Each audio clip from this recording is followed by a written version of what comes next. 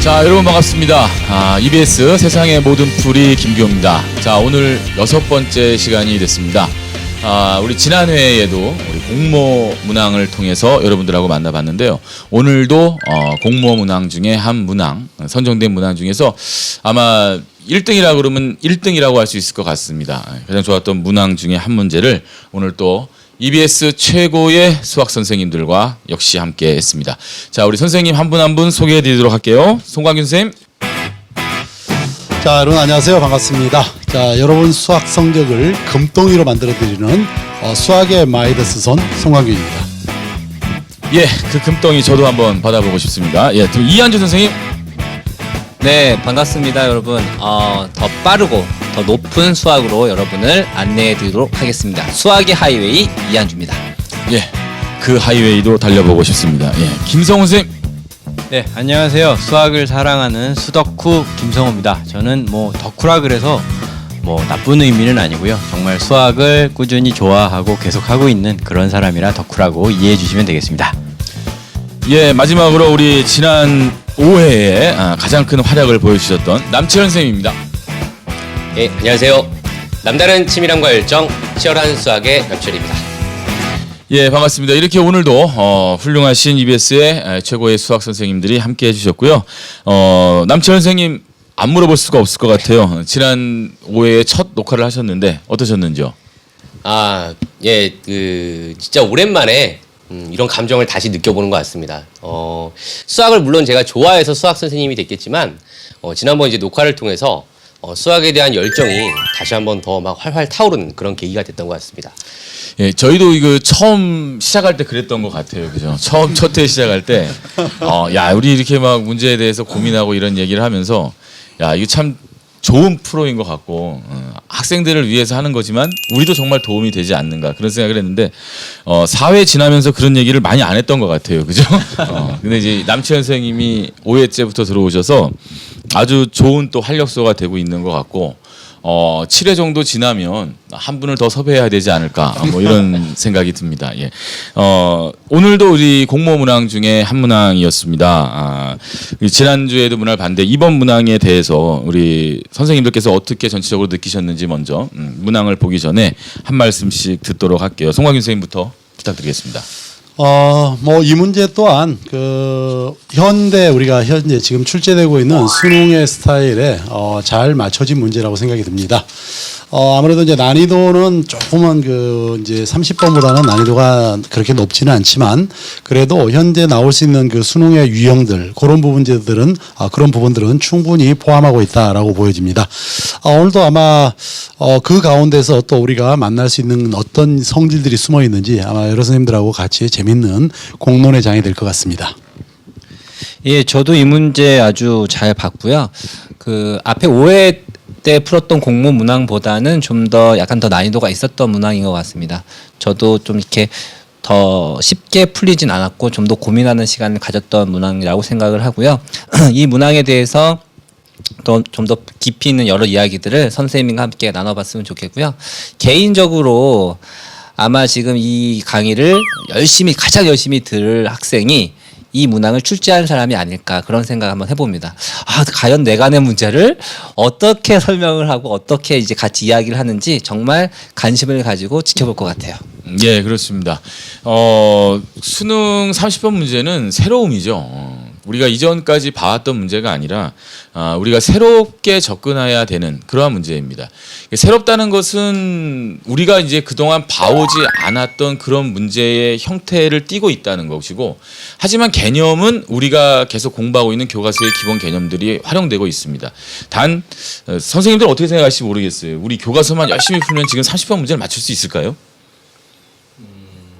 제가 생각하기에는 교과서라는 재료 자체는 30번 출제를 커버할 수 있는 생각할 거리를 많이 던져주는 그런 책은 아니지 않을까 이런 생각이 듭니다. 저도 이제 요즘에 30번 문제를 계속 보면서 물론 교과서를 가지고 우리가 열심히 공부를 하지만 또 이렇게 우리가 지금 하고 있는 이런 생각들, 그러니까 책에서는 드러나지 않고 있는 그런 생각들을 우리가 좀 더 많이 하고 훈련을 해야 되지 않나 이런 생각이 듭니다. 그래서 이번 문제도 뭐 아주 이렇게 그 아까 말씀하셨듯이 난이도가 높거나 이런 걸 떠나서 조금 우리가 참신하게 볼 수 있는 그런 내용이 아니었나 제 개인적으로 그렇게 생각하고 계속해서 김성훈 선생님 어떻게 생각하시는지 이어서 말씀해 주시죠. 제가 느끼기로는 아마 이분이 이제 이 출제자분이 지난번에도 말씀드렸지만 특히 미적분에서도 로그를 되게 그 사랑하시는 수덕후 분이 아니신가 이런 생각을 했는데 뭐 지난 시간에 풀었던 문제는 한 21번 정도의 어떤 난이도로 우리가 그래도 봐줄 수 있었을 문제, 그리고 지금 이 오늘 다루게 될 문제는 30번에 그래도 꽤 난이도가 근접돼 있는 그런 문제 아닐까, 저는 개인적으로 그렇게 생각했습니다. 네. 예, 마지막으로 우리 남치현 선생님 어떻게 생각하시는지 한번 얘기 들어보겠습니다. 예. 저는 문제 자체가 이렇게 막 새롭다기보다는 풀이 과정에 대한 거는 기대가 큽니다. 그러니까 저도 이 문제를 풀면서 정말 다양한 풀이가 다각적인 각도에서 나올 수가 있겠다. 그러니까 앞부분 단계에서 알파와 뭐 베타를 찾는 과정, 이런 부분에 대한 참 거둔 기대가 큰데요. 아무튼 오늘 그 선배님들의 활약 기대가 됩니다. 예, 그렇습니다. 문항을 이제 출제하신 분도 계시고 이제 그걸 풀어가는 그런 과정들인데, 저도 솔직히 이제 이 문제를 처음 보고 저도 이제 그 문제에 대한 풀이를 이제 여러 각도로 이렇게 생각해 봤어요. 그래서 뭐 방법적으로는 이제 어느 정도 우리가 이제 문제를 아까 우리 남철 선생님께서 얘기해 주셨듯이 풀어갈 수 있는 어떤 그런 형태의 틀은 조금 이렇게 눈에 보이는 것도 있지만 또 그 안에서 우리가 오늘 할 일은 다양성을 찾는 일이고, 거기서 또 더 발전된 어떤 그런 개념들이나 우리가 또 학습해야 될 그런 것들을 논하는 시간이 아닐까 생각이 됩니다. 자, 오늘은 우리 그 김성훈 선생님께서 먼저 네. 문제에 대한 그 요약과 설명을 해주시도록 하겠습니다.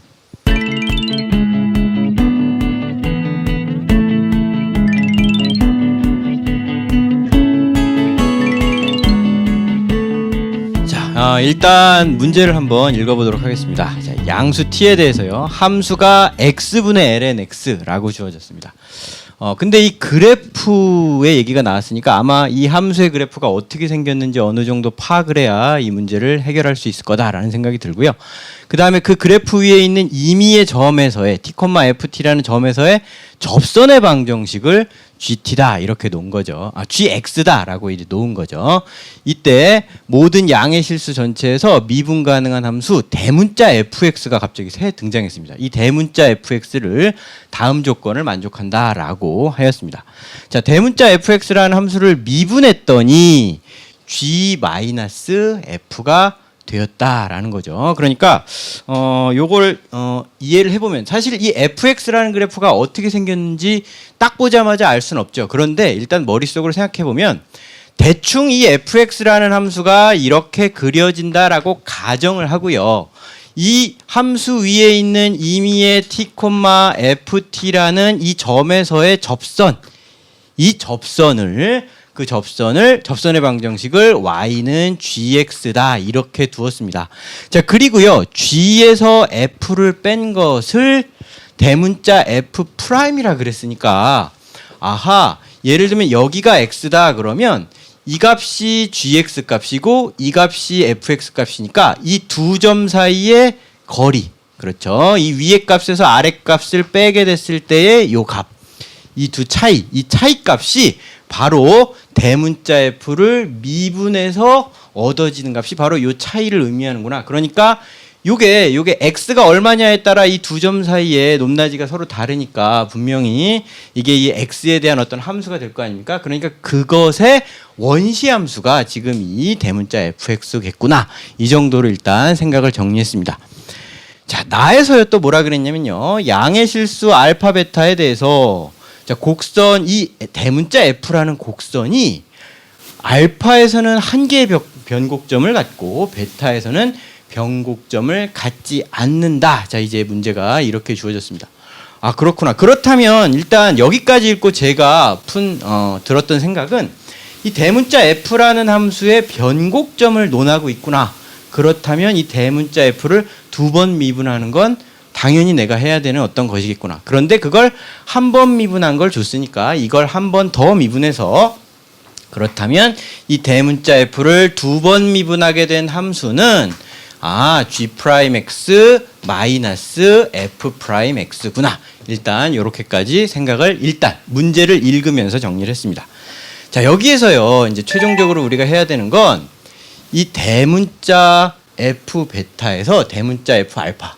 자, 이걸 뺀 값. 이 뺀 값의 최소값이 다음과 같이 된다고 할 때 이때 이 P와 Q의 합이 얼마냐? 이걸 한번 구해봐라 라는 문제입니다.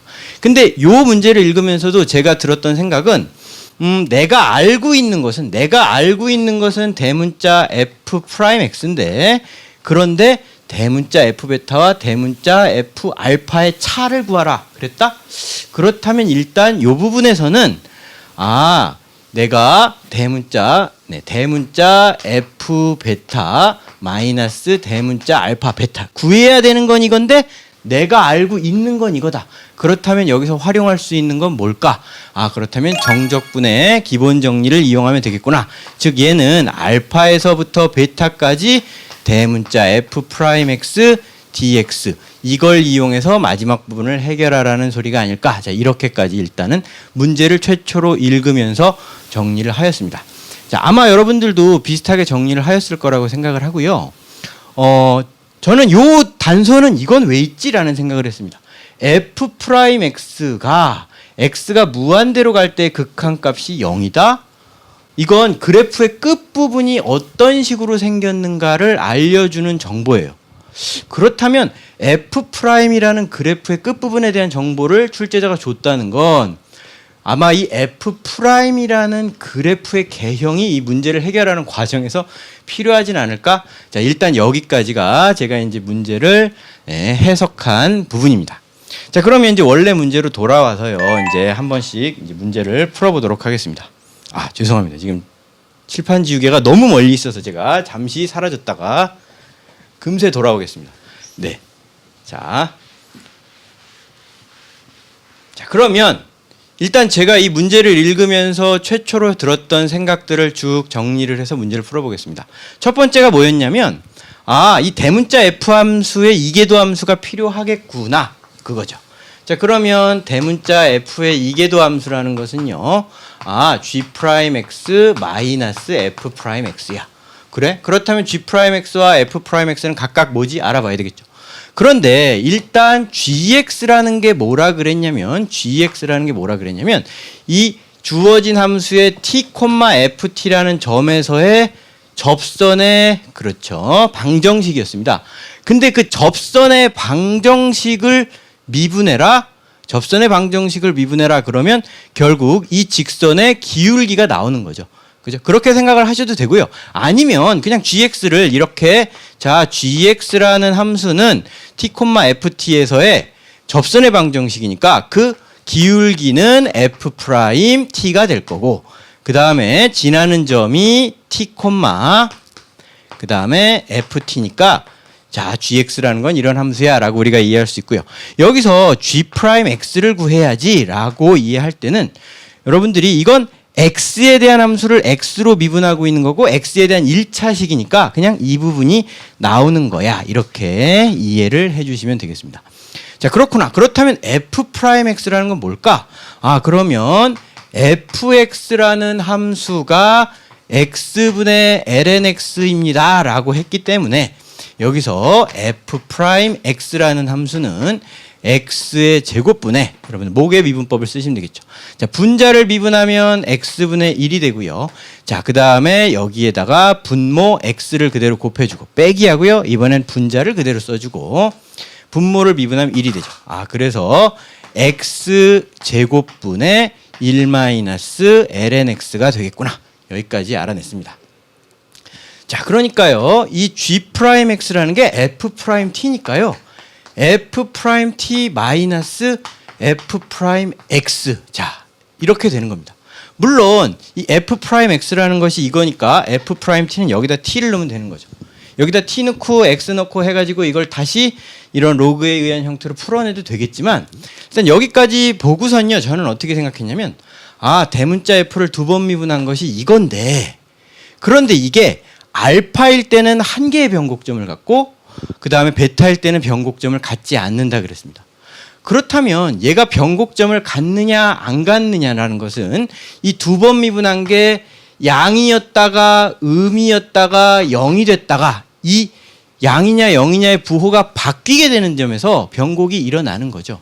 그러니까 이 두 번 미분 이 f'(t) f'(x라는 게 양수냐 0이냐 음이냐 이게 되는 걸 파악을 해야만 어디서 변곡점이 되는지를 찾을 수 있다는 소리예요.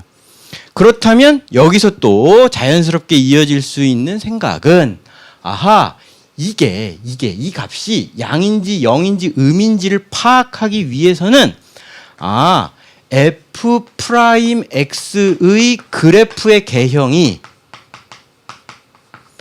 이게 필요하겠구나 이렇게 생각을 할 수가 있는 거죠. 근데 여기까지 딱 생각을 하면요, 아까 이 출제자가 마지막에 주었던 보기 f'x가 x가 무한대로 갈 때 극한값이 0이다라는 게 있었다 그랬어요.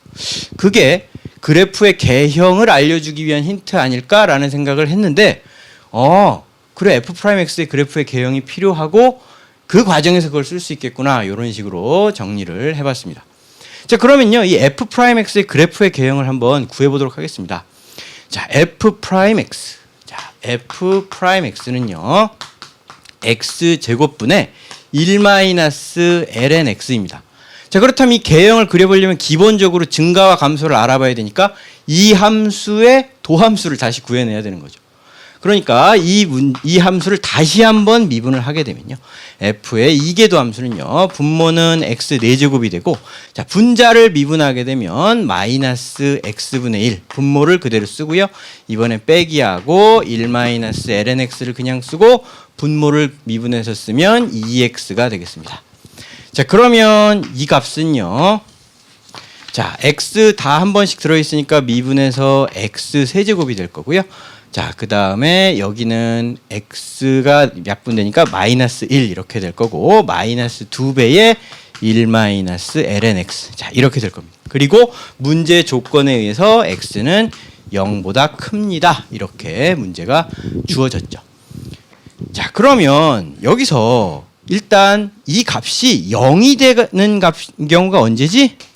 그거 먼저 찾아봐야 되겠죠. 근데 x가 0보다 크다 그랬으니까 분모는 언제나 0보다 크고요. 그렇다면 이게 0 될 때가 언젠가를 보면 되니까 1-ln x라는 요 값이 마이너스 2분의 1이 되면 딱 0이 되겠구나. 그렇다면 ln x라는 값이 2분의 3이고 x가 2의 2분의 3제곱일 때, 그렇구나. 이 값이 바로 뭔가 이 두 번 미분한 게 0이 되는 거죠. 자, 그렇다면 이걸 이용해서 한번 증감표를 그려보도록 하겠습니다. 자, 여기 x가 있고요. f를 두 번 미분한 건데, 자, 보시면 지금 미분해서 f의 이계도 함수가 0이 되는 값이 하나밖에 없습니다. 2의 2분의 3제곱. 이 경우 하나밖에 없습니다. 그리고 x는 0보다는 커야 됩니다. 그렇죠? 네.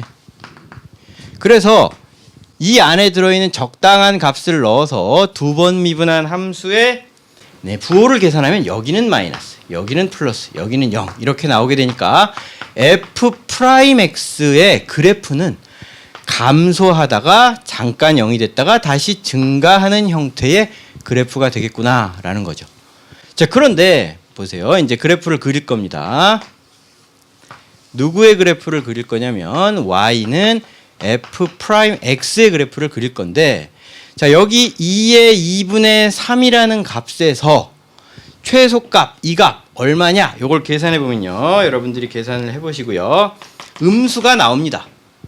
그리고 감소하다 증가해요. 그런데 감소하다가 증가하는데, 그렇죠, 이게 무한대로 갈 때 점점 0으로 수렴하게 된다라는 걸 출제자가 주었기 때문에 이런 식으로 올라가겠구나라는 걸 우리가 판단을 할 수가 있고요. 이것 때문에 좋나 보다. 그리고 우리가 x가 한없이 0보다 큰 쪽에서 0으로 가게 될 때 f'x의 계산을 해보게 되면 이건 양의 무한대가 나옵니다. 여러분들 이거 해보시고요. 그렇기 때문에 이게 이렇게 한없이 올라가는구나. 그렇다면 이 x절편은 얼마인가? 이걸 계산해 보게 되면요, 여기는 2가 된다라는 걸 우리가 알 수 있습니다. 자, 그럼 여기까지 이제 이 그래프의 개형을 잘 그려냈으면 이제 우리가 이제 여기서 해석을 하면 돼요. 자, 보세요. 자, 지금 우리는 F'T와 F'X의 차, 이게 0보다 크거나 크냐 작냐 0이 되느냐, 이 부호가 어디서 바뀌느냐, 그걸 이제 우리가 찾고자 하는 건데, 이 F'T라는 건요, 여러분들 어렵지 않습니다. 상수입니다. 그렇죠? 예를 들면 내가 만약에 여기를 T입니다라고 하면 이 그래프가 F'X니까 여기가 T다 그러면 이 T에서 이 함수와 만나게 된 이 값이 바로 F'T죠. 그러니까 바로 이 직선이 Y는 F'T라는 직선이 되는 거죠. 자, 그러면 이렇게 하나를 그려놓고, 그렇죠? 일반적으로 생각하기 어려울 땐 한 가지 경우를 일단 그려놓고 머리를 굴려보면 되는데, 자, 이렇게 그려놓고 생각해 보시면요. 자, 보세요. F'T-F'X라는 게 이 T라는 점을 기준으로 해서요. 잘 보세요. F'T는 고정돼 있고 이 F'X라는 값이 이 그래프의 위에 있다가 아래에 있게 변화가 되게 되니까, 아하, T라는 점에서 이 값은 부호가 바뀌었죠. 그렇죠? 그러니까 이 T에서 분명히 변곡이 일어난 거야 라는 걸 판단할 수가 있죠. 근데 변곡이 몇 번 된 거야 라고 생각해 보면 한 번밖에 안 만났으니까 한 번 되는 거군요. 그러니까 이런 경우, 지금 그림을 그린 경우와 비슷한 경우가 변곡이 한 번 일어나는 경우. 그렇다면 이걸 이제 움직여 봐야죠. 이렇게 내려도 변곡이 한 번 일어나. 그런데 이걸 어디까지 내리냐면 여기까지 내려도 변곡이 한 번 일어나. 왜냐면 한 번 만나니까. 그런데 여기서 조금이라도 아래로 내려오게 되면 두 번 만나게 되고 변곡이 두 번 일어나게 되니까, 아하, 변곡이 한 번만 일어나게 되도록 하는 그 값을 알파다 그랬는데, 그 알파라는 값은 이 t가 어디서부터 어디까지 움직일 때 변곡이 한 번만 일어나냐면 0보다는 크고, 여기가 0이니까요. 그죠? 그리고 여기가 얼마냐면 2죠. 2보다는 작거나 같다. 여기에 등호가 들어간다는 걸 챙기셔야 되겠습니다. 자, 그렇다면 여기서 밑으로 내려가서 두 번 만나게 되면 계속 변곡점이 두 번씩 생기는데, 변곡점이 안 생기는 데는 어디야? 그렇죠. 쭉쭉쭉 더 내리시다가 접하게 딱 여기까지 딱 내리시면 그러면 어떻게 되는 겁니까? 그렇죠. 이게 지금 F'T라는 값인데 F'X라는 값이 F'T보다 위에 있었다가 잠시 같아졌지만 다시 위로 올라갔으니까 이 부호가 변동되지 않는 거죠. 그러니까 변곡점이 없는 거다.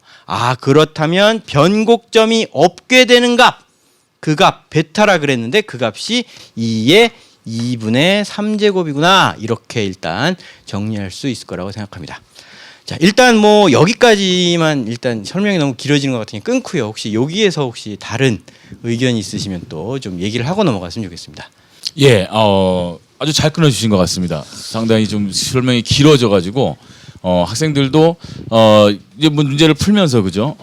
잘 이해를 하셨을 것 같아요. 제가 지난 과정에서 이제 그런 얘기를 했었는데 이한주 선생님을 보고 제가 이제 아주 공부 잘하는 그 모범생 같은 그런 얘기를 했는데, 우리 덕후쌤의 이렇게 풀이를 듣고 있으면 참 학생들을 배려하고 이렇게 또 아주 자세하게 아주 잘 설명을 해주시고 그 마음이 정말 덕하다는 게 이렇게 좀 느껴지시는 것 같습니다. 그 대부분 이제 저기서 이제 투프라임에 대한 걸 생각을 하고 가고 있고, 근데 꼭 이제 저 그래프의 개형을 그리지 않고 저쪽에서도 그냥 원래의 함수의 그래프만 갖고 찾는 학생들도 꽤 많이 있었던 것 같아요. 제가 잠깐 가서 설명을 하고 올까요, 그러면? 네, 제가 잠깐 간단하게 설명을 드리고 가겠습니다. 그러니까 이제 지금 이제 F'X라는 함수를 구해서, 여러분들이 이제 설명을 잘 들으셨죠? 이 F'X를 구해서 이제 이 F'X의 그래프를 통해서 지금 이 F2'X의 부호를 판단하러 갔습니다. 근데 이제 여기서 우리가 이제 변곡점을 구하는 것은 구해야 되고요. 근데 이제 이 F 프라임 X의 그래프를 그리는 것이 아니라 지금 이 말을 이렇게 해석할 수 있다는 거죠. F2 프라임 X가 라지 F2 프라임 X가 양이 되느냐 음이 되느냐 그 부분을 찾아야 되니까 그 바뀌는 부분을 찾기 위해서 우리는 0이 되는 부분을 먼저 신경을 써요. 그러면 이제 이 F 프라임 T와 F 프라임 X가 같아지는 이제 우리가 이 순간의 T를 생각해 보는 거죠. 그러면 이제 우리는 이렇게 볼 수 있다는 거죠. 이 fx의 그래프가 f 프라임이 아니에요 이제 이 y는 fx의 그래프가 이제 우리가 이제 그래도 많이 친숙한 그런 그래프 중에 하나입니다. 이렇게 지금 이 그려지는 이게 이제 fx의 그래프라는 걸 여러분들이 거의 대부분 아실 거예요. 그래서 아까 프라임을 구해봤지만 이 극대값이 2에서 나오게 되고 이 변곡점이 2에 2분의 3제곱에서 나온다는 걸 여러분들이 잘 알고 계시죠. 그럼 이제 이 상황을 이렇게 볼 수 있다는 얘기예요. 그러니까 f 프라임 t라는 건 내가 x 좌표가 t가 되는 점을 잡았을 때의 이 점에서의 접선의 기울기입니다. 이 접선의 기울기가 f 프라임 t고요. 이 기울기가 f 프라임 t가 되는 거고요. 그럼 우리는 지금 뭐를 찾고 싶은 거냐면 일단 이 x가 가질 수 있는 여러 가지 값들 중에서 이 기울기와 같아질 수 있는 x를 먼저 생각해 보는 거예요. 그 중에 가장 쉬운 건 이 점이에요. 그죠? 이 x 자리에 t가 들어가면 당연히 같아지겠죠. 그럼 문제는 뭐냐면 이 x가 t가 되는 그 좌우에서의 부호를 우리는 신경 쓰고자 하는 거거든요. 그럼 이 기울기를 기준으로 해서 이 f 프라임의 값이 즉 이 좌우에서의 기울기가 커지는지 작아지는지만 생각하시면 되는 거예요. 이해 가시겠어요? 무슨 말인지? 다시 이 f 프라임 t가 양이 되고 음이 되고 0이 되는 곳을 우리가 생각하는데 그 중에 우리는 당연히 0이 되는 걸 기준으로 잡겠죠. 그러면 이 t가 어딘가 정해졌어요. 어딘지 모르겠어. 근데 어느 순간 어딘가 정해졌을 때 이 둘이 같아질 수 있는 x를 먼저 생각해 보시라고. 그럼 x 중에서 이 기울기로 나올 수 있는 것 중에 가장 쉬운 아이가 이 t예요. 그러면 이 좌우에서의 기울기는 여기서는 컸다가 기울기가 작아지게 되는 거죠. 그럼 이 부호는 당연히 그죠? 이게 컸다가 작아지니까 음수였다가 양수로 바뀔 거예요. 이해 가셔요 무슨 말인지? 그러면 이 기울기와 같은 기울기가 되는 또 다른 x가 과연 존재할 것이냐라는 거죠. 그게 존재한다면 그것이 또다시 변곡점의 후보가 되는 것이고 그게 존재하지 않으면 여기서 끝난 거예요. 이 한 개밖에 없다는 거죠. 그러니까 이 문제의 핵심은 뭐냐면 이 기울기와 같은 기울기로 나올 수 있는 곳이 몇 군데나 존재하겠니라는 거예요. 그럼 이 기울기로 나올 수 있는 곳은 이거 한 곳밖에 없다고. 왜냐하면 계속해서 기울기가 감소하죠. 감소한다. 계속 기울기가 감소하잖아. 그죠? 그러다 이 변곡점에서 뭐를 가져요? 제일 작은 기울기를 갖게 돼. 그죠? 그 다음에 다시 기울기가 커지죠. 그죠? 근데 그걸 0이 막아버렸어요. 그죠? 그러니까 이 양수값의 기울기를 갖는 곳은 이 한 곳밖에 없다라는 거예요. 지금. 이해되시나요? 무슨 말인지? 그러면 우리의 이 문제는 이제 이렇게 결판이 나는 거죠. 이 x의, 그러니까 이 t의 점의 좌표가 이쪽에 어디에 있어도 이 상황과 전혀 달라지지 않아요. 0이 되는 상황이 와도 이 0이 되는 상황이죠. 이 2가 되더라도 마찬가지. 자, 이렇게 되면 여기가 t예요, 이제. t가 2가 됐다고. 그러면 0이라는 기울기로 나올 수 있는 곳이 이 중에 몇 군데나 있니라는 거죠. 이거 한 군데밖에 없다고. 그런데 이 2를 넘어가요, t가 이제. t를 넘어가면 요점에서의 기울기와 같은 기울기는 여기서 반드시 생긴다는 거예요, 이렇게. 이해되십니까? 그러면서 기울기에 변화가 생기죠. 그죠? 이해 가시죠? 이 좌의 기울기보다 우의 기울기가 크기가 변한다고 지금. 그러니까 우리는 이 문제는 이 위의 접선의 기울기가 과연 어느 곳에서 이 기울기와 같은 기울기가 나올 수 있는 것이 몇 개인지만 찾으시면 된다 이 얘기죠. 그러니까 이제 이 2보다 작거나 같은 쪽에서는 2보다 작거나 같은 쪽 물론 0보다 큰 쪽이지. 그쪽에서는 이 기울기로 나올 수 있는 곳이 한 곳밖에 없고 이쪽에서 절대 못 나온다고. 그런데 이 점을 지나면서부터는 두 개씩 나오게 된다고. 계속해서. 그러다가 변곡점이 되는 순간 이 기울기와 같을 수 있는 기울기는 또 이거 하나밖에 없다고. 그런데 좌에서의 기울기와 우에서의 기울기를 비교하면 계속해서 어떻게 돼요? 작아지다가 기울기가 계속해서 작아지는 거죠. 그리고 여기서 최소가 되는 거예요. 그죠? 그리고 다시 어떻게 됩니까? 움직이게 되죠. 이해 되나요? 무슨 말인지? 작아지는 거죠. 최소가 됐죠. 그 다음에 다시 어떻게 되는 겁니까? 커지게 되는 거죠. 그러니까 이 좌우에선 부호의 변화가 안 생긴다는 거예요. 그러니까 실질적으로 이 문제의 포인트는 이 점과 이 점이 내가 찾는 포인트의 점이 된다라는 것을 우리가 확인할 수 있게 되는 거고요. 나온 김에 그냥 쌤이 간단하게 이 문제를 처음에 보고 그래서 느꼈던 것이 결국에 이 문제는 이 두 점이 포인트가 되겠구나라고 생각을 했고 이 두 점에 대한 포인트에 의해서 이 문제가 결국에 결정이 된다라는 것을 우리가 확인할 수 있습니다. 그래서 방금 전에 이제 우리가 이제 교과서적으로 이 증간표를 작성하고 그래프를 그려서 하는 방법도 할 수 있지만 실제로 이제 선생님이 이 문제를 선생님이 가르치고 있는 학생들한테 그 대상으로 한번 풀려봤더니 이렇게 생각하는 학생들도 있었고 그런데 또 이렇게 찾아가는 학생들도 의외로 많이 있었다. 그래서 이것도 여러분들이 한번 참고로 해서 이 알파가 갖는 값의 범위가 그래서 0보다는 크고 그죠? 2보다는 작거나 같다라는 범위가 나오고 그다음에 이제 베타의 값은 2의 2분의 3제곱이 될 수밖에 없다라는 걸 우리가 확인할 수 있다라는 거 하나 설명해 드렸고요. 이어서 그러면 계속 예. 우리 남채연 선생님께서 잠깐 또 하실 말씀이 있으시다고 하는데 예, 같이 한번 들어보도록 하겠습니다.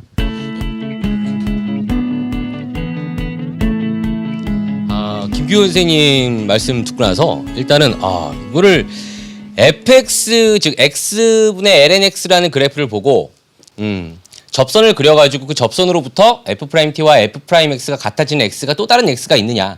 다시 얘기해서 그 f'의 부호의 변화를 한 번에 이 fx라는 그래프를 보고 찾아낼 수가 있겠느냐. 그걸 가지고 이제 변곡점의 기수를 한 번에 판단하셨는데 정말 잘 봤습니다. 좀 대단하시다라는 내공이 느껴지는 그런 풀이었습니다.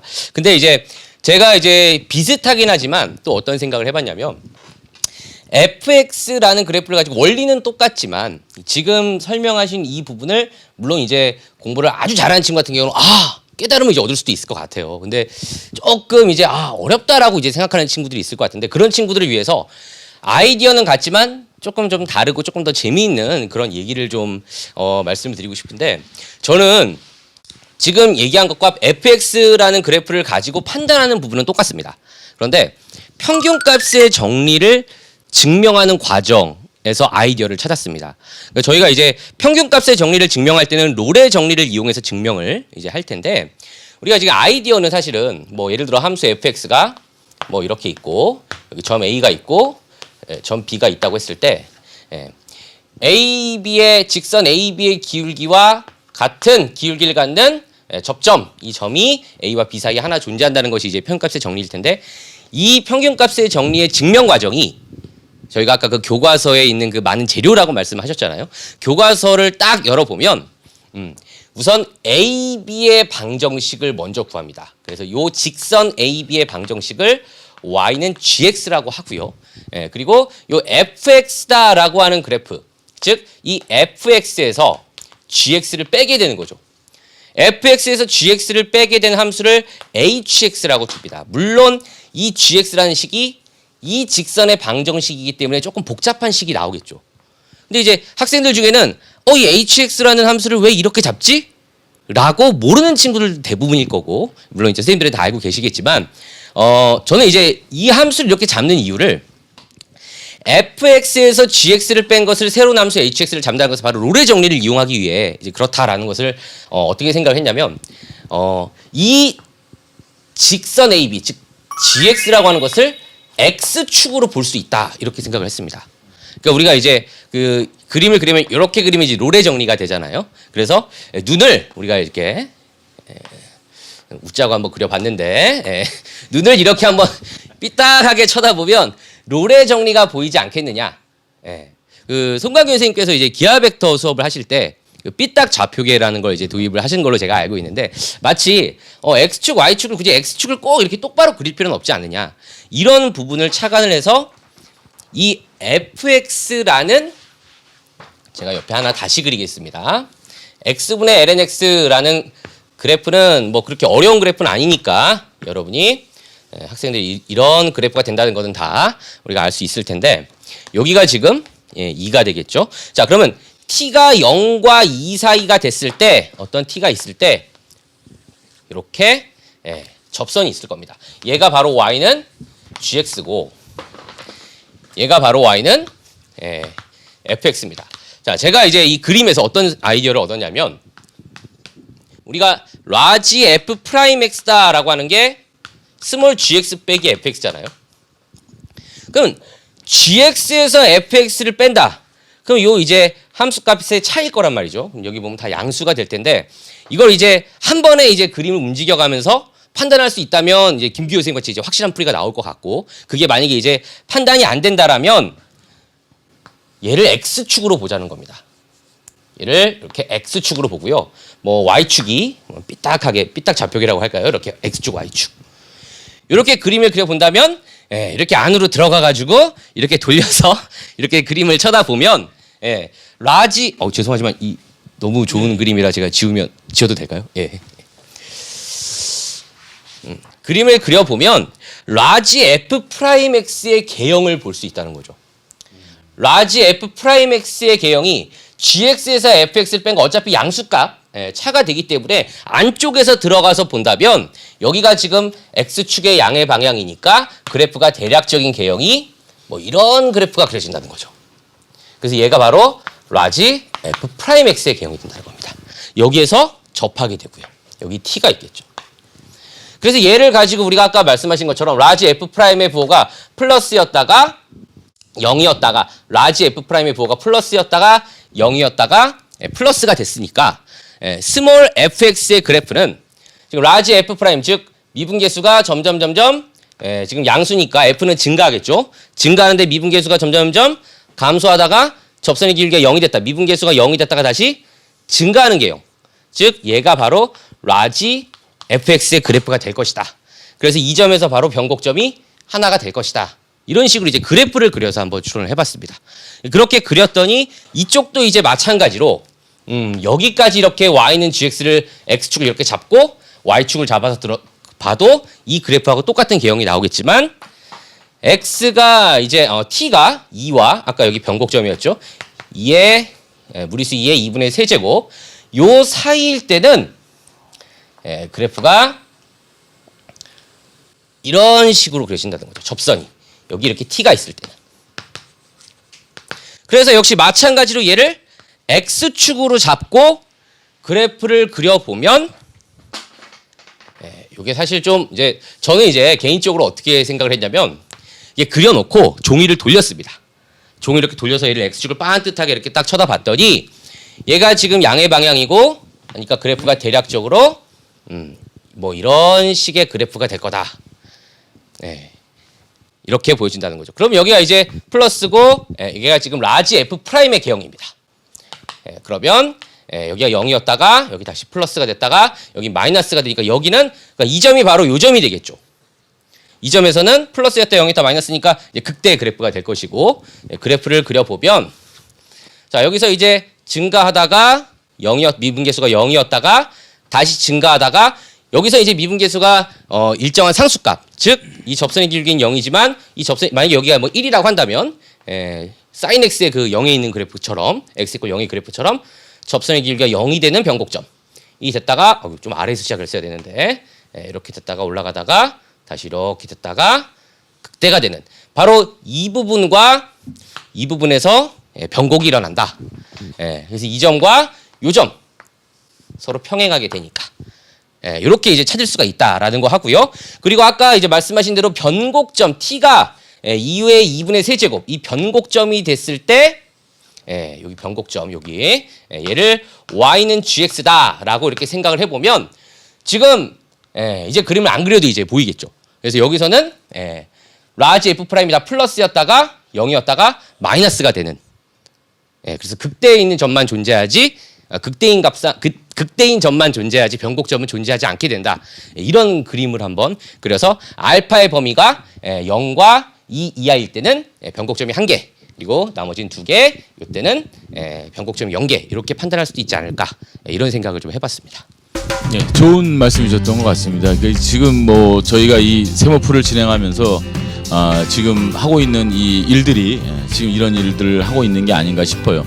뭐 앞에서도 얘기를 했지만 여러 가지 방향이 있을 수 있어요. 여러분들이 어떤 문제를 이렇게 푼다라고 하나를 고정화시키시기보단 좀 더 여러분들이 생각하고 고민할 수 있는 그런 것들을 가질 수 있으면 좋겠는데 이 평균값의 정리에 대한 롤의 정리로서의 저 그래프를 바라보시는 관점도 여러분들이 한 번쯤은 꼭 해보시고 기억해 보실 수 있었으면 좋겠습니다.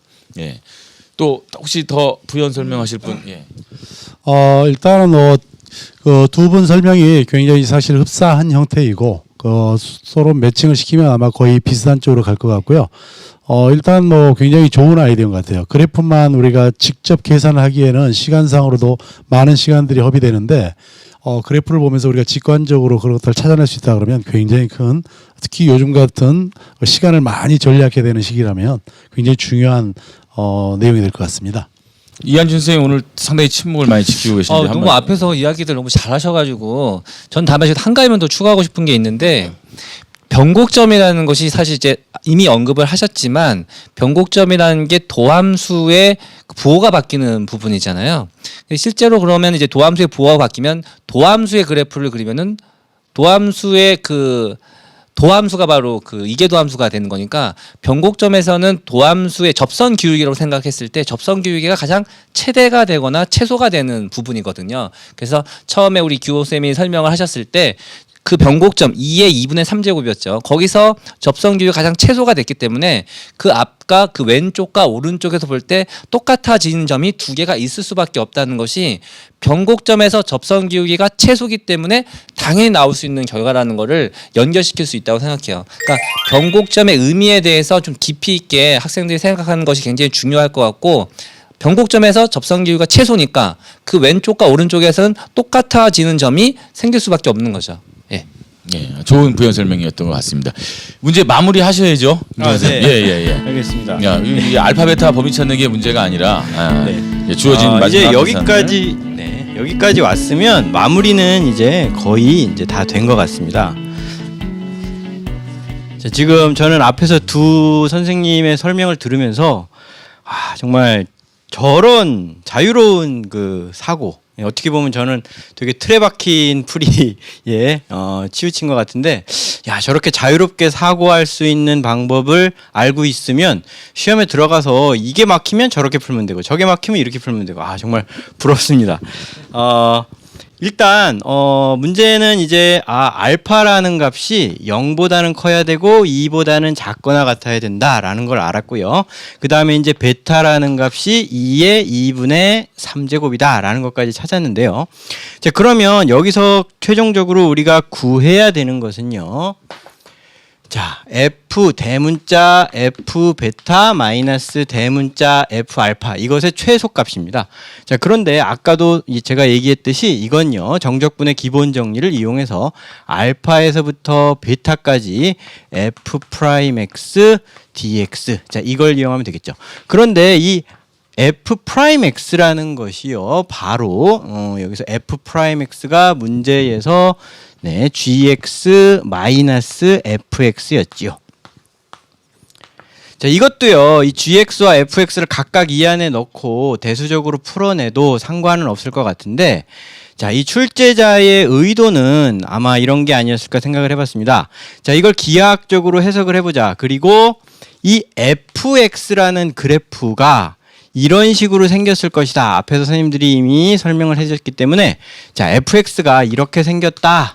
여러분들 이것도 fx가 이렇게 생겼는지 확인해 보셔야 되겠죠. 확인해 보고 나면, 자, 여기가 2였죠. 그리고 여기 변곡되는 점, 변곡점이 2의 2분의 3제곱이 되는 이런 게 fx의 그래프인데, 네.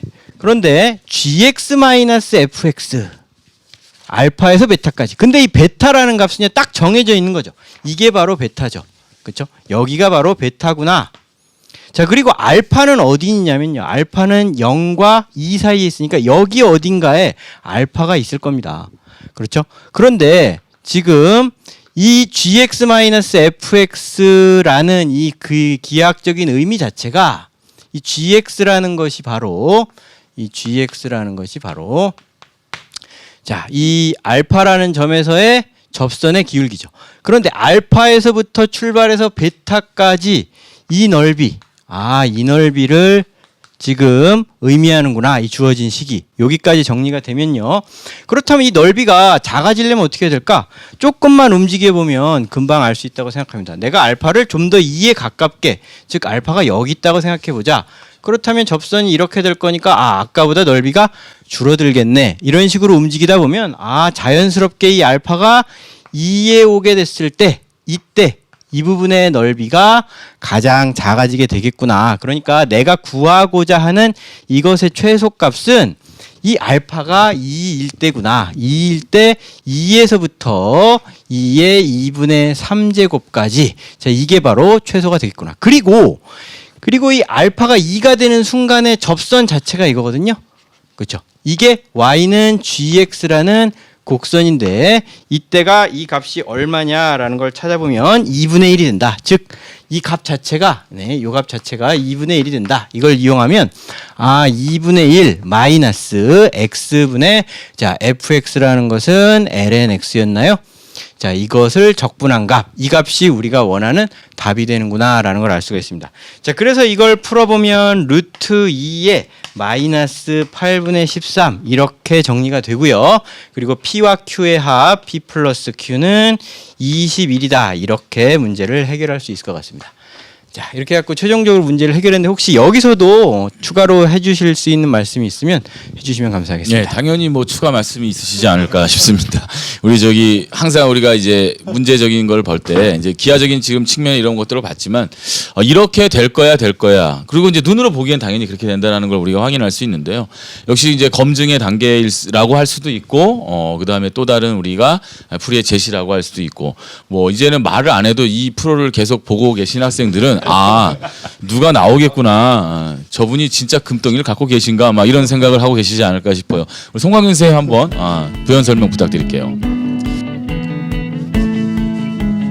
우선 참고로 말씀드리면 저도 이걸 좋아합니다. 좋아하는데 갑작스럽게 지난 시간하고 이 시간에 그 논증하는 사람이 돼버렸어요, 제가.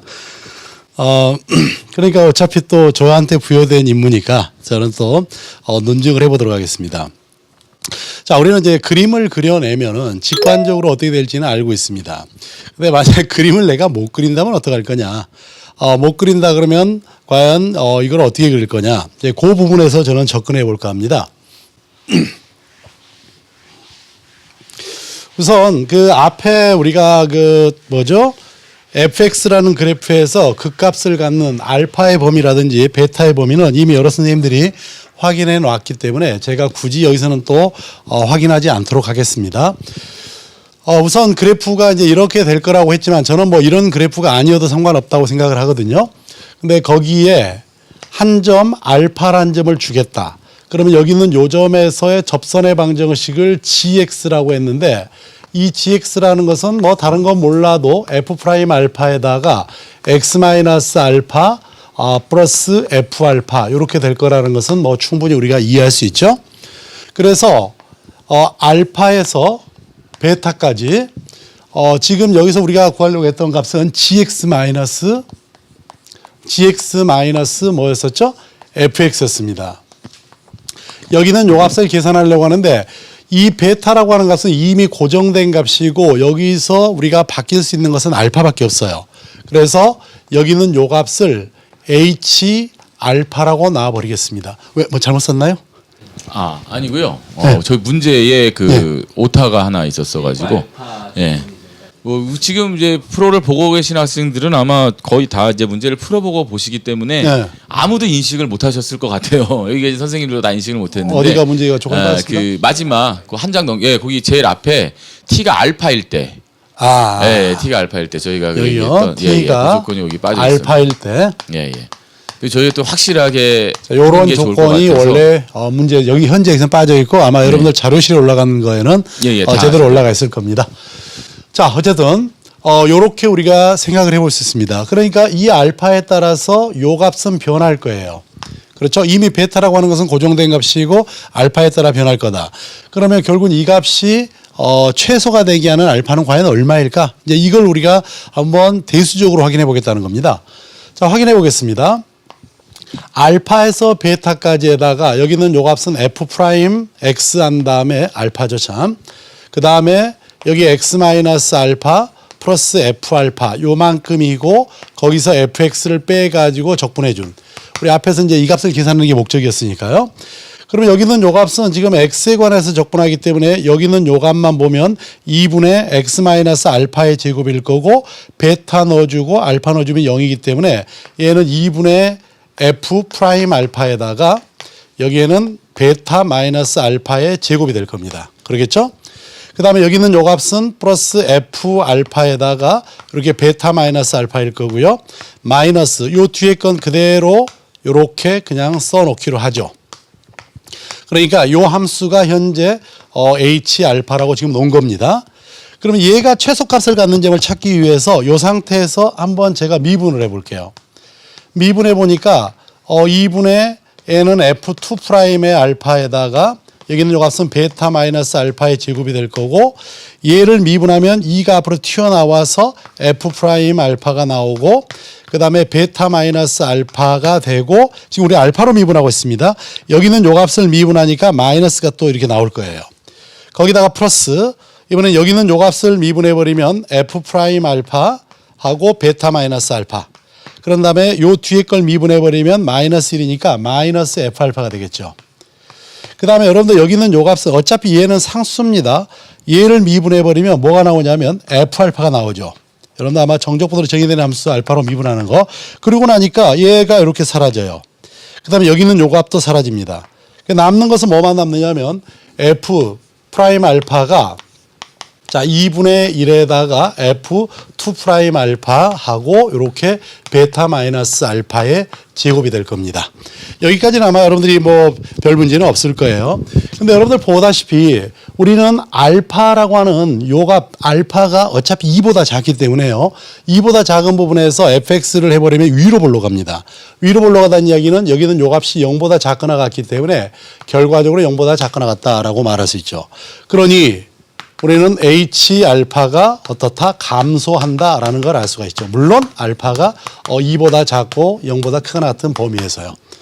그러니 감소하기 때문에 최소값은 당연히 H2가 될 수밖에 없겠죠. 우리는 앞에서 그림을 통해서 2라는 점에서 최소가 된다고 했는데 저는 아주 쓸데없는 계산을 통해 가지고 여러분들이 전혀 환영할 것 같지 않은 계산을 통해서 2라는 것을 확인했습니다. 그렇기 때문에 이제 2에서 최소가 된다는 걸 이미 알았기 때문에 우리는 지금 계산했던 요 식에다가 이제 2만 넣어주면 됩니다. 2만 넣어주면 되는데 요 f 프라임 2는 0일 겁니다. 요즘에서 그 값을 가졌기 때문에 얘는 0일 거고요. 여기다가 f2 넣어주고 여기다가 2 넣어주고 여기다 2의 2분의 3승이었죠. 2 넣어주고 나머지 계산해주면 지금과 같은 똑같은 형태의 값을 얻어낸다. 그 다음 계산은 또 여러분들에게 지겨움만 줄 테니까 기본적으로 2에서 최소가 될 수밖에 없음을 대수적으로 명확하게 한번 여러분들에게 보여드려 봤습니다.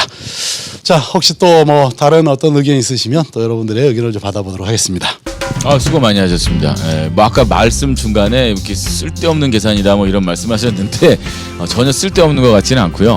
학생들이 한 번쯤은 확인해보고 또 저런 계산들은 기하적으로 보이지 않을 때 우리가 이제 식으로 어떤 계산을 전개해 나갈 때 또 많이 나오는 계산인 것 같아요. 이 문제는 저 기하적인 모양이 워낙 자명하게 보이니까 아까 말씀하셨던 대로 조금은 꼭 저렇게까지 해야 하나라는 생각을 가질지 모르겠지만 저러한 계산이나 의미들은 또 여러분들이 한 번쯤은 꼭 한번 점검해 보실 필요가 있지 않을까 이렇게 생각해 봅니다. 그 반드시 어떤 면에서는 수학적으로 좀 필요한 과정이 아니었나 생각이 들어요. 제가 이제 대학교 가서 처음에 이제 수학 전공 시험을 본 다음에 그 채점하시는 그 조교 선배님이 어떤 이제 그림을 가지고 채점을 했는데 저는 이제 답안을 작성했는데 점수를 거의 안 주더라고요. 이거 그림이 있지 않느냐 했더니 그림으로 푼 풀이는 수학적인 풀이라고 볼 수 없다. 그러면서 아주 점수를 박하게 줬는데 그걸 한번 경험하고 나니까 수학 풀이는 정말 수식으로 설명될 수 있는 풀이만이 의미를 가지는 풀이가 되는 거구나 그때 경험을 했었거든요. 그런 면에서 볼 때 지금 송강규 선생님의 저 풀이가 매우 수학적으로 볼 때는 굉장히 의미 있는 설명이라고 생각이 듭니다. 그 실제로 이제 요즘은 학생들이 그 수리논술 시험도 보고 그러잖아요. 수리논술 시험을 볼 때 이제 학생들이 요즘은 좀 시험 문제가 좀 난이도가 좀 낮아져서 학생들이 답안을 쓰는데 결국은 대학에서 어떻게 뽑느냐면 예를 들어 100명이 시험을 받고 대학은 10명을 뽑고 싶어요. 근데 시험 문제를 좀 쉽게 써가지고 20명이 정답을 맞힐 수 있죠. 그렇다 해서 대학에서 20명을 뽑지는 않죠. 어떻게든 10명을 뽑겠죠. 그러면 이제 어떤 학생을 뽑을까? 나는 풀었으니까 맞을 거라고 생각하지만 중요한 것은 내가 더 좋은 답안을 써야지 합격하는 거잖아요. 그러면 이제 선생님들 같으면 채점을 하면서 어떻겠어요? 그림으로 직관적으로 풀어낸 학생이 있는데 그 옆에다가 대수적으로 명확하게 엄밀성을 기했다. 그런다면 우리는 다 알잖아요. 이 학생이 훨씬 더 내공이 높다라는 것을. 그렇죠? 왜냐하면 이 학생이 그림으로 못했을 것 같지는 않은 거죠. 아마 그런 정도의 차이가 아닌가 싶습니다. 근데 이제 수능에서는 사실 별로 저는 권하고 싶지는 않습니다. 우리가 이제 수학을 공부함에 있어서 엄밀성을 기하는 거는 굉장히 좋은데, 근데 이제 너무 또 저런 엄밀성에 빠지게 되면은 짧은 시간 안에 풀어야 되는 이 수능의 특성상 또 굉장히 그 손해를 볼 수가 있기 때문에. 그렇죠. 네. 예. 이 문제가 그 만약 그 파이널 실전 모의고사에 있는 문제였다면 송강규 선생님께 저렇게 안 푸셨겠죠. 예. 그래서 이 프로에 대한 매력이 있는 게 아닌가. 그리고 이제 뭐 이 프로에 대한 거를 우리 지난 강의에 남채연 선생님께서 얘기하셨지만 이러한 문제들을 학생들에게 설명할 때 학생들뿐만이 아니라 선생님들 중에서도 또 이런 걸 참고해 보실 수 있고, 그러니까 저러한 관점들을 우리가 한 번쯤은 이 자리가 아닌 곳에서는 논하기가 힘들지 않을까 싶어요. 저희들이 이왕 나왔으니까 한 가지만 더 이거하고 별개지만요. 아마 지금 이제 이런 그 논리들 이 문제하고는 별개입니다. 전혀. 근데 이게 그 그래프상으로 저는 이제 이 문제가 조금 더 어렵게 바뀔 수도 있다라고 저는 보여져요. 우리는 이미 t라는 점을 알파로 고정을 했지만 만약에 t를 고정하지 않습니다. 알파라고 하는 것은 정해져 있지만 t라고 하는 것은 마음대로 움직일 수 있다. 그러니까 지금은 앞에서 우리가 최소값 문제를 알파의 함수로 봤잖아요. H알파. 근데 알파를 고정하지 않고 t라는 점을 변화해 버린다 그러면 이건 t 함수가 돼 버리는 거죠. 그러면 이제 사실 문제가 굉장히 어려워집니다. 근데 이 위로 볼록이거나 또는 아래로 볼록인 이러한 형태의 그래프에서 적분을 한다. 지금 상황이 이런 거죠. 어떤 점 A가 있고 어떤 점 B가 있어요. 그러면 요 사이에 어떤 점 T를 줘서 요 점에서의 접선을 그리고, 물론 T는 A, B 사이에 있어도 좋고 AB보다 작은 쪽, B보다 큰 쪽이 있어도 상관없습니다. 요 함수를 우리가 GX라고 놓고 요 함수를 fx라고 놨을 때 인테그랄 a에서 b까지 저 gx에서 fx를 빼준 요 함수는 이제는 뭐가 되냐면 t 함수가 될 겁니다. 그래서 여기 있는 요 값을 우리는 이제 t라고 놔도 되겠죠. t에 따라서 논리가 달라질 테니까. 그러면 과연 이 값이 최소가 될 때는 언제냐? 이 볼록인 함수는 아주 독특하게도요. 이 값이 최소가 되게 하는 바로 t라는 점은 조 a하고 b하고의 중점입니다. 항상 중점이에요. 그렇기 때문에 이제 만약에 이 문제가 알파라는 점에서 우리는 이제 베타까지 적분을 했지만 알파라고 하는 것은 그냥 뭐 임의의 점을 하나 주고 그다음에 아까 우리가 옮겼던 t라는 점을 마음대로 움직여도 좋다라고 주고 나서 만약 이 문제를 냈다 그러면 학생들 입장에서는 이 문제는 굉장히 어렵게 돼버립니다. 그렇지만 지금처럼 이렇게 아래로 볼록이나 위로 볼록인 함수에서 이런 성질이 있다라는 것만 여러분들이 확인을 하고, 여기서는 뭐 시간이 별로 없어서 제가 이 증명까지는 이 시간을 못 할 것 같아요. 혹시 여러분들의 의견이 있다면 증명은 자료실에 한번 해서 올리는 걸로 하겠습니다. 그렇듯이 바로 이렇게 항상 중점에서 최소화 된다라고 하는 그런 부분들도 한번 참고해 주면 좋을 것 같습니다. 예, 역시 뭐 변형 문제까지 설명을 또 이렇게 해주셨고, 저희가 이제 뭐 이 문제는 또 이제 확장되는 어떤 그런 개념으로 좀 볼 수 있는 그런 내용인 것 같습니다.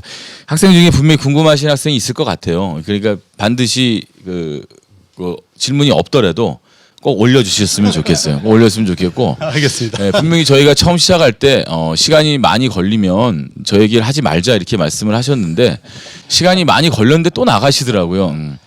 그게 지금 이 선생님들의 마음이 아닐까 싶어요. 그러니까 시간에 관계없이 학생들에 대해 한 가지라도 더 알려주고 싶고 조금 더 도움이 될 수 있는 얘기를 해주고 싶은 것이 우리 지금 이 세모풀의 마음이고 여기 계신 선생님들의 마음이 아닌가 싶습니다. 자, 이렇게 해서 우리 공모 문제 두 문제로 우리 지난 5회와 이번 6회까지의 풀이를 우리가 진행해 봤습니다. 자, 오늘 또 우리 진행하면서 느끼셨던 감정들 마지막 총평 한마디씩 짧게 좀 부탁드리도록 하겠습니다. 우리 송강균 선생님부터 부탁드릴게요. 우선 뭐 늘상 말씀드리지만 그 수학의 본질은 자유로움에 있다. 칸토르의 얘기입니다. 실제로 우리가 다양한 생각을 할 수 있을 때 다양한 생각을 표현할 수 있습니다. 근데 평소에 여러분들이 다양한 생각을 해보지 않은 상태에서 시험장에서 다양한 생각을 할 수는 없다. 그러니까 다양한 생각이라고 하는 것은 다양한 여러분들의 지식 정보에 대한 데이터베이스화된 그 지식 정보에서부터 나온다라고 말씀을 드리고 싶어요. 그러니까 평소에 여러분들이 보면은 이제 특히 그 상위권 학생들 같으면은 난이도 있는 문제를 거의 그냥 사냥하듯이 찾아다닙니다. 그런데 문제는 시중에 나와 있는 난이도 있는 문제라고 하는 것들이 대부분 다 기존에 나왔던 문제를 패러디한 수준을 크게 벗어나지는 못해요. 그러다 보니까 우리가 만나는 킬러 문항하고는 전혀 다른 유형이 되죠. 저는 반대로 이렇게 말씀을 드리고 싶어요. 저희가 지금 여러분들에게 답을 제시하고 있습니다. 이미 나와 있는 문제들에도 한 가지 방법으로 풀지 마시고 이미 여러분들이 한 가지 방법으로 풀었다면 지금 선생님들처럼 그 문제를 한번 다른 방법으로 한번 접근해 보세요. 절대 쉬운 문제가 없을 거라는 겁니다. 자, 여러분들이 꼭 그렇게 공부를 했으면 하는 바람입니다. 예, 저는 마지막에 지금 송강윤 선생님이 문제를 살짝 바꿔주셨는데 T가 중간에서 자유롭게 움직이고 A하고 B는 고정이 된 상태에서 지금 이제 우리가 이 같이 풀었던 공모 문항은 그 T하고 어떻게 보면 그 A에 해당되는 것이 같이 움직이는 상황의 문제인데 그거를 그렇게 같이 움직이지 못하게 하고 T는 따로 움직이기만 해주면 또 다른 문제가 되거든요. 그러니까 이렇게 수학의 문제들은 조건들을 조금만 수정을 해주면 완전히 새로운 문제가 된다는 것. 그런 부분에서 말씀하셨던 수학의 본질은 그 자유로움에 있다. 정말 자유롭게 얼마든지 바꿀 수 있다는 부분에 대해서 굉장히 동의를 하고요. 또 한 가지 사소한 건데 앞에서 이제 선생님들이 설명을 할 때 저는 이쪽에 앉아가지고 설명을 열심히 이제 들었습니다. 들었는데 선생님 등밖에 안 보이더라고요. 그래서 자리를 앉을 때 정말 좋은 자리에 앉아야 이게 수학 문제가 잘 보이고 수업을 해도 효과가 있겠구나. 잘 안 보이니까 좀 힘든 부분이 있었어요. 그걸 사소하게 느꼈던 부분이 되겠습니다. 예, 수고하셨습니다. 그 얘기를 이렇게 듣고 있으면 이분들이 정말 이 말을 준비를 해오신 걸까 그냥 생각나신 걸 하시는 걸까라는 고민이 들어요. 원고에 있는 거와 전혀 다른 얘기를 하는데 어떻게 이렇게 자연스럽게 하실 수 있을까라는 생각이 들고 저도 지금 원고를 계속 보면서 얘기하지만 여기 있는 거랑 전혀 다른 얘기를 하고 있어요. 예, 자, 존경스럽습니다. 자, 우리 김성훈 선생님 어떠셨어요? 저는 오늘도 사실 이 문제를 처음에 받고 나서 좀 이게 풀이가 다양하기가 힘들지 않나 이런 문제가 되게 그래 열심히 공들여 만들었고 좋은 문제인데 이 문제를 다양한 방법으로 풀어내는 그런 프로에 이게 과연 적합할까 이런 의문도 사실은 가졌었습니다. 그런데 와가지고 이 다른 선생님의 풀이를 보면서 내 생각이 짧았구나 결국 그렇구나 그 문제가 나한테 주는 걸 나는 또 반밖에 모르면서 다 안다고 착각하고 살고 있었구나 이걸 또 느끼고 가서 네 수학은 끝이 없이 공부해야 되는 이 수덕후의 길은 즐겁고 힘들구나라는 걸 느꼈습니다. 그리고 제가 이 전 문제에서는요 평균값 정리의 개념을 그 9번 전 그 문항에서 이제 잠깐 언급을 했었는데 사실 남치열 선생님이 여기서 뭐 삐딱좌표계라는 새로운 개념으로 이걸 평균값 정리로 또다시 생각하는 걸 보면서 야 정말 자유롭게 수학을 생각한다는 것이 이런 거구나라는 무릎을 탁 치고 오늘도 갑니다. 네. 예, 좋은 말씀이셨습니다. 지난 회에 이어서 오늘 두 번째 참석을 하셨는데 지난 1회보다는 훨씬 더 5회보다는 훨씬 더 여유 있으시고 좋아지신 그래요? 것 같아요. 예. 한 말씀 네. 부탁드릴게요. 그리고 저 김성훈 선생님 그 삐딱 좌표계는 제가 만든 게 아니고요. 그 송강윤 선생님께서 그 기하 벡터의 그 저희가 단위 벡터 뭐 꼭 0,1, 1,0을 꼭 우리가 그 대학에서 배운 베이시스로 둘 수 있겠느냐. 뭐 평행 사변형도 우리가 좌표축이라고 생각할 수 있다. 그런 개념을 이제 만드신 거고요. 제가 만든 건 아닙니다. 저 오늘 두 번째인데 사실 첫 번째보다는 조금 긴장이 풀려서 예, 좀 다행이라는 생각이 들고요. 저도 사실 개인적으로는 그 국어 과목을 되게 싫어했던 그런 학창 시절을 보냈는데 오늘 정말 이렇게 그 선생님들의 그 여러 가지 풀이 이런 걸 보면서 이 수학 문제를 푼다는 게 시를 읽는 것과 비슷하다라는 생각을 처음 해봤습니다. 예, 한편의 시를 읽었을 때 사람마다 감정이 다르듯이 이 같은 답이 나오는 이 문제가 어떻게 이렇게도 생각하고 저렇게 생각할 수가 있지? 정말 제 개인적으로 많이 배우고 갈 수 있는 그 말씀은 원래 유명한 수학자가 했습니다. 그래요? 제가 힐베르트로 기억하는데 맞는지 모르겠습니다. 네. 실베르트 되시겠네요. 예, 네, 오늘 좋은 공부 잘 하고 갑니다. 네. 그 두 번 만에 이런 말씀을 하시게 되는 걸 보니까 다음 회에는 또 어떤 말씀이 되실지 되게 기대가 되는 순간이고 뭐 이번 강의에서 제가 가장 아쉬운 건 남치현 선생님 노래를 못 들었다는 것이 시간 관계상 좀 아쉽습니다. 다음에 또 기회가 되면 또 저희가 준비하도록 하겠습니다. 선생님 정말 수고 많이 하셨고 또 우리 강의를 듣는 학생들도 수고하셨는데요. 저희 세모풀은 그런 것 같습니다. 이 문제에 대해서 여러분들도 그렇게 받아들이셨으면 좋겠어요. 그러니까 여러분들을 위해서 정말 일반적인 어떤 우리가 강의에서 볼 수 없는 서로 여러분들이 고민하고 우리가 같이 생각해야 되는 것들을 정말 많은 선생님들께서 노력해 주시고 준비해 주셔서 이렇게 함께 할 수 있는 공간을 가질 수 있다는 그 자체만으로도 솔직히 되게 큰 시도가 아닌가 생각을 하고 지금 이제 저희가 6회째를 맞이했고 이제 앞으로 또 저희가 더 좋은 문제들과 더 좋은 내용을 갖고 찾아뵈어야 되고 여러분들의 수강후기나 여러 가지 그런 글들이 저희들이 이런 준비를 하는 데 있어서 많은 도움이 되는 것 같아요. 그래서 그냥 보고 끝나지 마시고 여러분들이 바라는 또 여러분들이 그 궁금해하는 그런 점들은 또 많이 여러분들이 수강후기 게시판을 이용해 주셨으면 좋겠고 이 문항 공모 같은 이런 것들도 이렇게 생기면 좀 더 적극적으로 여러분들도 한번 나도 한번 해보자라는 그런 생각을 가지고 도전해 보시는 것도 좋을 것 같습니다. 공모 문항 두 문항으로 꾸며본 5회, 6회 우리 방송이었는데요. 어떠셨는지 모르겠습니다. 선생님들 정말 고생 많이 하셨고 우리 이 녹화를 위해서 우리 PD님이나 카메라 감독님들도 너무 고생이 많으셨던 것 같습니다. 다음에 또 더 좋은 풀이로 여러분들 찾아뵙도록 하겠습니다. 고생 많이 하셨고요. 네, 마지막으로 또 한번 우리 세모풀 파이팅 한번 외치고 끝내보도록 하겠습니다. 세모풀 화이팅!